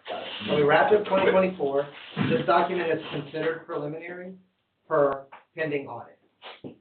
And the way that I see it, again, I'm just getting, I have 1 month, 6 weeks or so of this. And so give me some grace here, but I believe that we're just under budget by a number that I'm uncomfortable with. So that we only spent 92% of the budget, that we're 8% low. I'm uncomfortable with that number, and so I want the audit. I want to see I want someone to double check this. I was surprised that we spent 92% of the budget. I figured it was going to be more like 105% of the budget. Yeah. And so I just want to I want to be double checked. Now that you've answered that, now that raises another question. You guys are on a calendar year, Or fiscal 93. year? Yes. Yeah. You're on a calendar year, fiscal year, not, okay. Yes, sir. I'm sorry, I was looking at the bottom of this page. It's That's why it says end of year. 93.6%, yeah. Sorry. So it shows a leftover amount of like $99,000. If that's confirmed, then this board would need to make some decisions on what to do, with that, money, right? I think again, it has to go back to the entities. Yes, ma'am. Yeah, we have Yes, to take it to them, to then, yeah.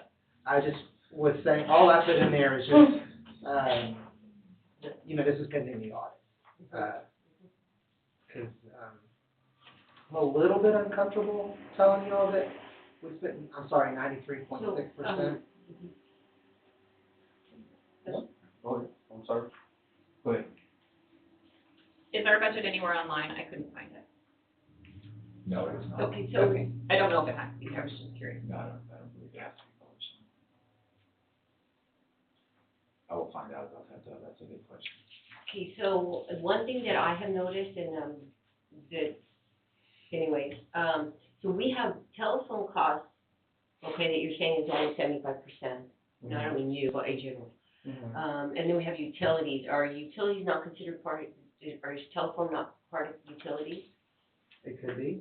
Okay, and then, so what this could be is maybe just a bookkeeping, and that's what scares me too, is that, so the second part of that question then is, telephone then could also be part of, just throwing this out there, might be, or do you know, we have an IT budget, IT, that's replacement only, right? That, So and that was for someone specific. Yeah, that has nothing to do with like your telephone lines, that's Right. what, a lot, oftentimes are. So that was my concern there, was that the telephone seemed to be, 75, and then of course we had, and then the utilities were only at 50%. Yeah. So I'm not I sure got if one that's triple a check with that. duplication. All I maybe. did was double and, no, it's not. Okay. I mean, I saw that number also, Yeah, at 50%. Yeah, I mean, it's 7,000 different, it's not. Are Like telephone 1,000 lines different. only It's a big landlines, or amount. do we have issued cell phones So for yeah, members? I mean, are there all other? it takes is somebody We do to put it in the wrong have- category. We do have those You didn't put it in tablets, utility. or when our folks are out in the field. Two of them. Hey, before we go to, Ray, you have these things down here that say notes. I just wanted to say that I really appreciate this. Yeah. That you have these notes on here, giving this information. I think that's just incredible. I appreciate it. Never use the word hedging again. Where did I do that? Where did I do that? It's a utilities. Yeah. I was like, Yeah. So the one that jumped out to me was the copier lease and maintenance. Was there something crazy that We happened? didn't account for Pitney Bowes. What is Picky Boat? It's, we used to drive everything to the post office and we don't anymore. We have a post office in-house. Oh, So okay. we have we rent that. And so we have essentially another Okay. fee that wasn't accounted for when the budget was, the 2024 budget was done. So did that bring down postage? Yeah, Excuse me, it if I down can- quite a bit. If I just, before Nikki leaves, Nikki brought up something that I want to say is very important before she leaves. That there was a thing about what happens with the money that we have left over, the surplus at the end of the year. And I'm glad that she brought this up, because I think it's very important that the monies that we don't spend in our budget, that we return, then that's, when I read the statutes, that's the way I see the statute. And I don't like this to be, when we discuss board policies going forward, that we write this into board policy, so boards in the future will know. Enjoy your school board meeting. I hope it's back-to-back meetings. I hope it's as good as this one. Thank you. I didn't know that school board meetings were on Monday. Academic committee meeting. Okay. Thank you. Good luck. Thank you. Okay. Can you? Something, Jeff, I was Go gonna ahead, point out jump for in. you guys to know. In here, there's these line items, like there's one that's called education course and fees. And then there's one that's called education meals and hotel. And there may even be another one, conference association and dues. I don't know of any reason to have all three of those, separated out like that. They're all based on the idea of education, one of them's based on the idea of travel. The numbers are lower, and I may have put a note in here, we just have less people now in the RPA program. So what that means is we're not going to Austin. When you have someone in the RPA program, for 3 to 5 years, they're going to Austin twice a year for a week at a time, and the district's paying for that. So those fees go up. So I noticed we were lower there, and I didn't go to conference. I didn't go to conference, so that saves another $1,000 or so. Who's RPA? That's the license, the appraisal, Oh, okay. registered professional, yeah. And so that's one of the reasons why that number is lower. We've also started to utilize Nueces CAD, who is hosting TAAO educational classes. And so we don't have to pay hotels. Hotels are, a week in a hotel is, even at a discounted rate, it's $600 or $700. So every time we don't do that, we save. And the numbers aren't huge, but it just adds up. It just adds up. I see a note, and did I miss this when I was in the little boy's room? The legal services? Yeah. I missed that part. Did No, we discuss no, that? no. We have not discussed it. Okay, so if I'm correct, that we budgeted increases each and every single year for it, why, is there a reason that you can say, no, you don't have to, that we were over budget this year on that? I don't know 100%, Jeff. I know that, I've looked at some things, I've looked at that because I know that the board, has spoken on this number in the 25 budget. So it's on me to respect that. And so, something just to throw out there that you guys may or may not know about this is I looked into this and we spent probably $35,000 or $40,000 on appraisals. And so that's a large, a fee appraisal for commercial properties, it's expensive. It's just expensive. And we had to do an industrial appraisal that we had to do twice. And so I have to be careful. I'm not exactly sure how much of this I'm supposed to talk about openly. This is lawsuit stuff. But to answer your question, the thing that is standing out the most to me is the amount of money we're paying for appraisals, yet not going to court. So we're paying for the professional service, and then we get that service, and that service is great because it teaches you something. So appraisers like that because it teaches you, hey, our number's good, or hey, we're too strong, or something's not right. But at the same time, it's not worth the amount of money that we're paying. So to answer your question about, I'm trying to get my arms around this legal budget, be respectful of the 25 budget, and like, how do we do this?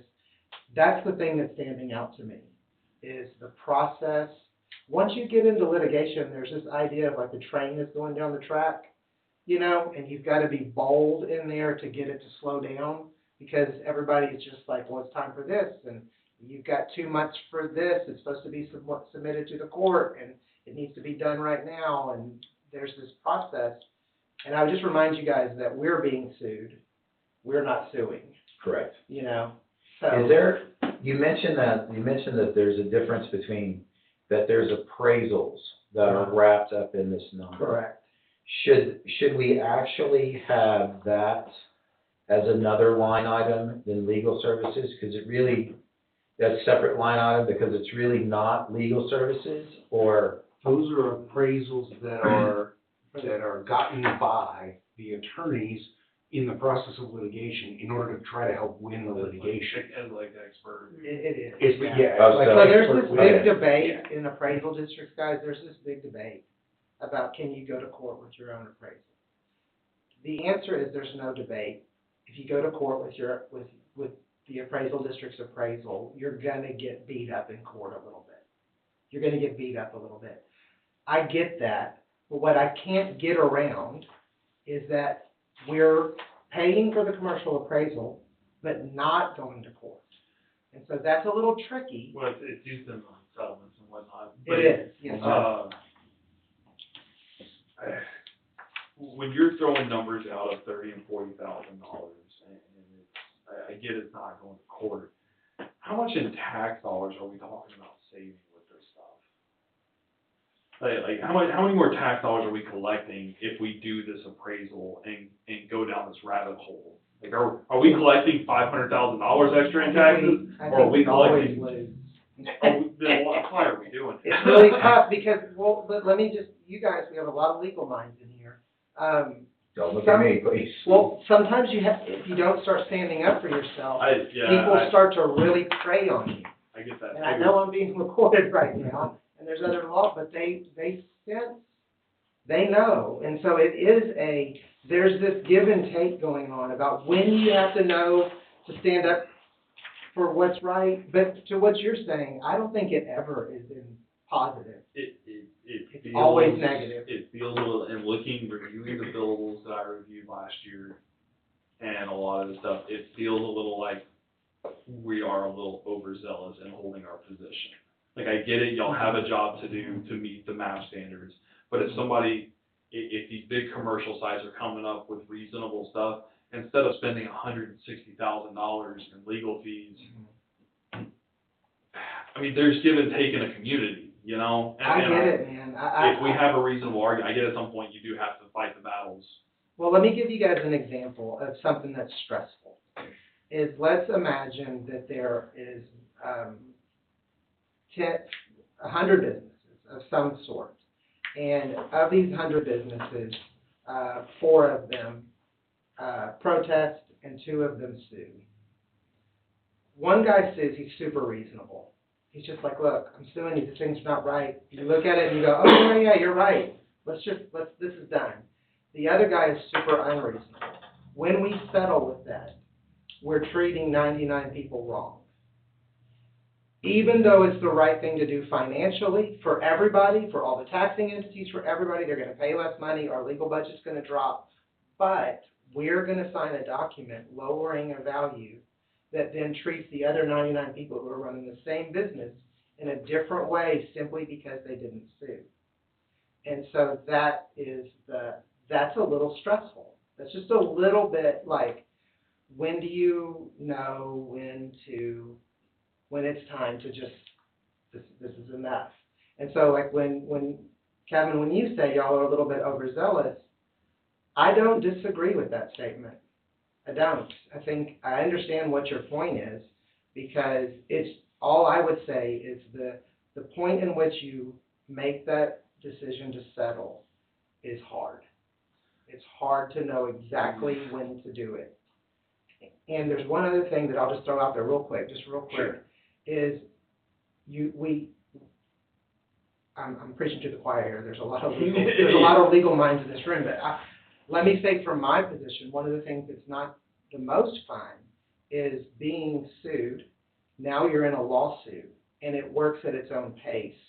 So sometimes, like, hey, I'm like, gosh, I just want to talk to that guy. And it's like, there is no guy. There's a law firm in Fort Worth. That's the guy. That's not easy. Like, no matter how proactive I am, I'm still caught in such and such firm, and I'm caught in the lawsuit. And so there's this art to it.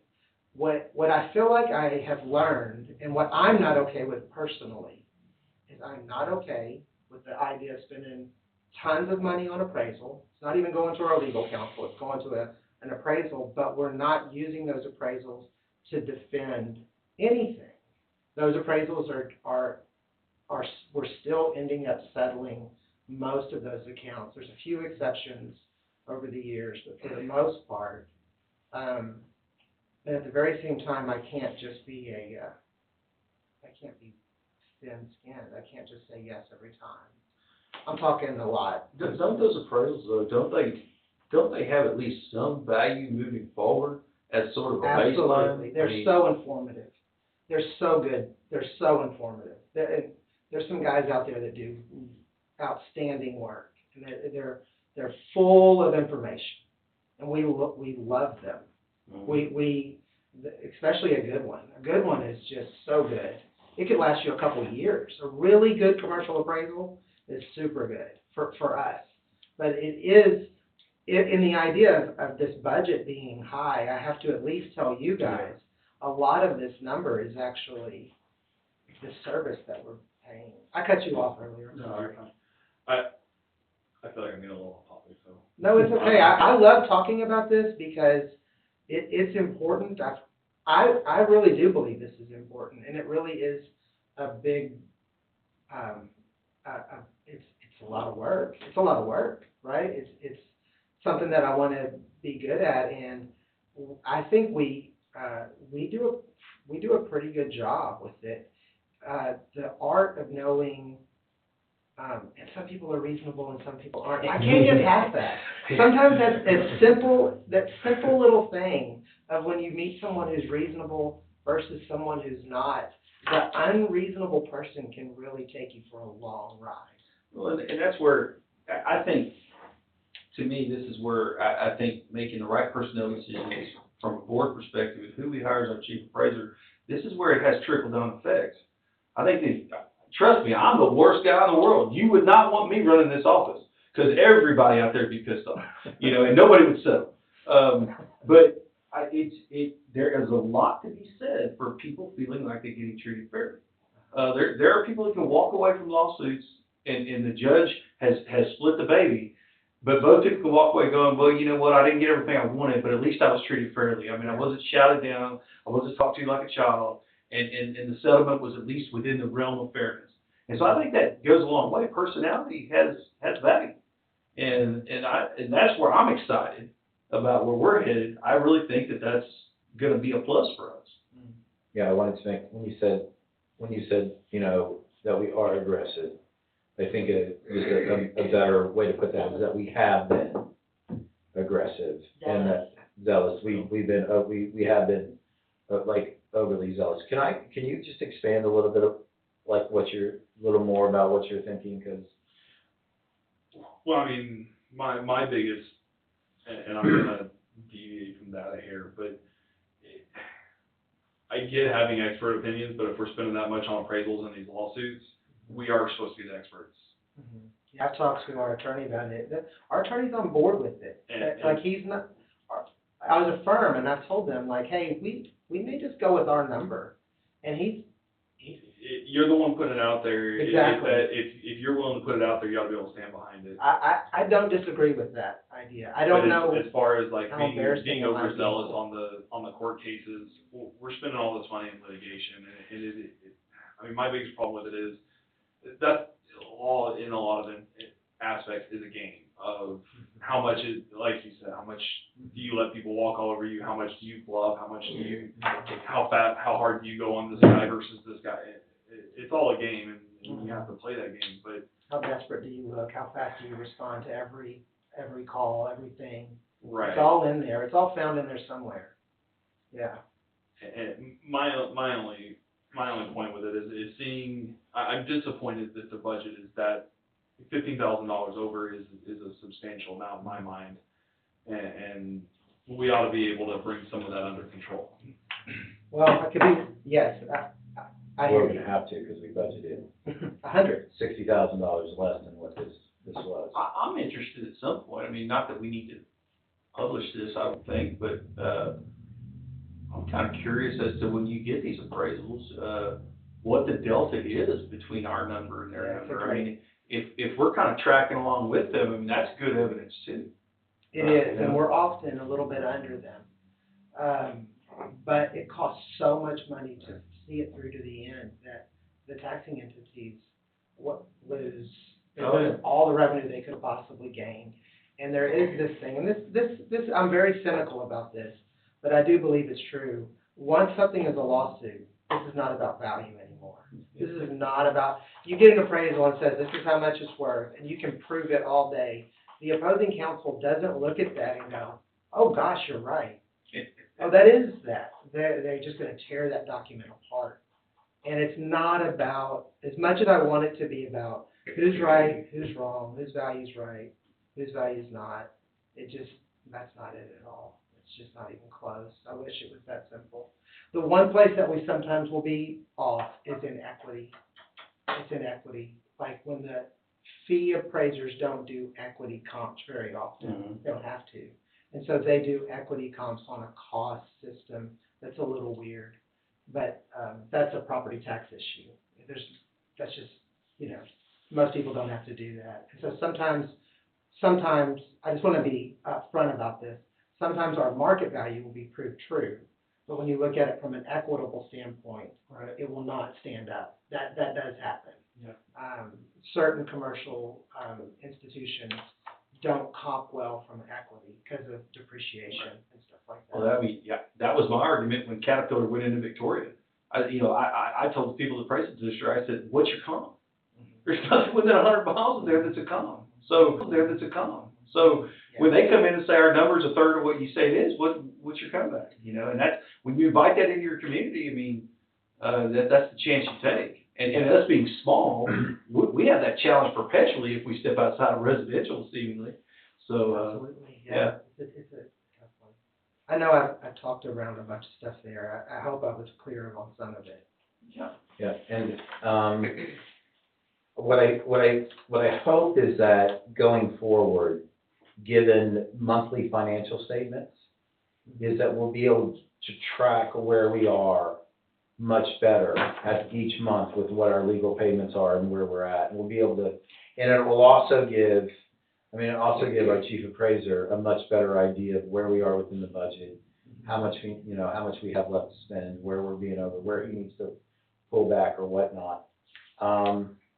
But I guess what my takeaway from this is that what I've heard from Kevin is that we are the experts, and I say the appraisal district, I said we are the experts, and that if we put a number down, we should be able to stand behind that number, and that if you go with your number, like I trust your decision on that, and it's my belief that your number is always the right number. Yeah, we just, it bypasses the hiring of, the expensive stuff a little bit. And it won't work every time. There's gonna be times, I'm not trying to say we'll never hire an appraiser again. I'm not saying that. Correct. I'm just saying, if the number's 160, and I think the appraisal number is 35,000, well, what is that? What's 35,000 on 160? That's like, what percentage is that? About 20%. Yeah, so 20% of our legal budget went to appraisals. That's a large number. And so, Now, is that something that they do on their own, or do they check with you? they have to ask. Okay. They have to say, hey, we want to do this. And some of that is timing. Like they'll say, I don't know the way court works, but there'll be a date, and they'll say you have 2 months before everything has to be submitted. Right. And so that's usually 2 months isn't a lot of time in this business. 2 months scares the pants off of you. Like, I'd rather hear 4 months, but sometimes they're like, you got 2 months, and it's called something, and it basically means all the documents have to be in. They cut off discovery. Yeah. And so when that happens, then you're pressed for a decision. You got to make a decision. Am I going to hire this thing or not? Or are we going to try to go another route? So we're working on this all the time. Well, that's good. I have one more question. Mm-hmm. Okay, so, the GIS maintenance and consulting, Mhm. what is that? The GIS maintenance and consulting is paid through it has to do with our mapping. So that's pretty much a hard number then, that 15,000? Or do we have a payment method, like a quarterly bill? No, that's a hard number. I think, I looked at this, Colleen, that line item, and then there's another line item on here for, valuation services Right. that we were under. And this is what I think is happening, is, the software vendor is working diligently on going into an online, portal type of system. And I think that the reason these numbers were low was because that wasn't complete. So they're doing it in real time. So, for example, it's just the other day they enabled an agent portal. Okay. And that's all found in this technology. So really that's my question, my bigger question is, moving forward then, into the 2025 budget, we do expect that, 23,401? That one I don't know Did they about. give you a quote? Really, that's really more my Yeah, question. it's all these piecemeal quotes, so I don't have just a quote at that number. The reason why I'm asking too is because it kind of goes, Hey, is there any that chance- number jumps out to me as what we can be using to pay the bookkeeping. If we actually, if GIS, maintenance and consulting is 15,949 actual, we budgeted next year at 23,401, something like that, that gives us, well, whatever number you got there, 81,51. I may be wrong, I'm sorry. I'm looking on here, there's an outside chance that is our portion. Oh, no, because aerial photography. That's Keep going, GIS, I'm okay. sorry. Yeah, So what I'm sorry. just trying to say is, that GIS maintenance and consulting, Okay, and okay. things like that, Thank that's you, a Kevin. pretty hard number. Yeah. So if by chance we're saving that, We won't make any decisions. 8,000 next year, could Yeah, that be? don't in sell that everything small off. area? Yeah, That's for sure. and I will Take care. find Yes, out, take What I'm care. asking, yes, ma'am, I'll find out exactly, if you can. yeah, what Because that it may is. be that we don't have to take from Yes, the ma'am. I see what personnel, you're saying, yeah. if we can pick up, I have a question. no, Yes, sir. Yes, sir. Okay, I think it has to do with budget at the office there, at the aquarium, at the aquatic. I believe that the way the statute is written, that the public has the ability to speak before and during an agenda item. And I think that we can consider the size of our board and the situation. Yes, sir, you can go ahead and speak. So I remember us being at the aquatic center, and it was between Mr. Soto and the tax assessor. But there was apparently a $543,000 surplus, and there was some, and it was never brought up again, but they were reluctant about giving it back to the entity because they needed it to roll the budget. I mean, I remember all that, and then nothing was ever mentioned on it. So since you're talking budget, that just hit me like a big brick in the head. Whatever happened to the Anna Marshall didn't want to give it back because we didn't understand, or? I'm not too sure. Sir, going forward, I think to reiterate what Nikki said, is that we'll be looking at the budget and seeing what our bottom line, seeing where we are at, what we spent each year. And we'll be returning, with that, we're statutorily required to return monies that are over. So, well, return or credit, better yet. So, but as far as we know, that money is still within the system. It hasn't just, it's Yes, still. I'm reluctant to say one way or the other because I'm not recollecting that conversation. I think And that I'd say number that- came out, if I can interject maybe a little bit here, I think that number came out with the audit report. When the auditor was there, and he gave us the audit report, it's in the audit report, where it's like 379,000 or something like that. Oh, yes, there is a number, that number is not quite correct. We're trying to get to the bottom of what that number is. There's an audit number, not a. And budget since number. we are going over the budget, and I think this is okay, we have this reserve fund, and we have certain funds that are allocated, I believe one is IT, like 30,000 for legal, but we have less money in our reserve budget, actual, than what we have made a resolution at one time to say that we will keep in there. Reserves. Reserves. And we, according to Jeff, we need to go and we need to make a board resolution about how much money that we keep in that reserve fund. And my understanding is that we're not allowed to keep a reserve fund, so that actually should be zero. And I think that I'm hopefully gonna get some legal kind of guidance on this. So clarification, when he references Jeff, he means the auditor, that's the name of Our auditor, sorry, Jeff, Yeah. I apologize. No, Yeah, you just just so you know. mentioned it, that popped in, Yes, like sir. I said, it just hit me like, where's this money? I'm done. The reason I wanted to pause us there is because we lost our quorum and we need to adjourn.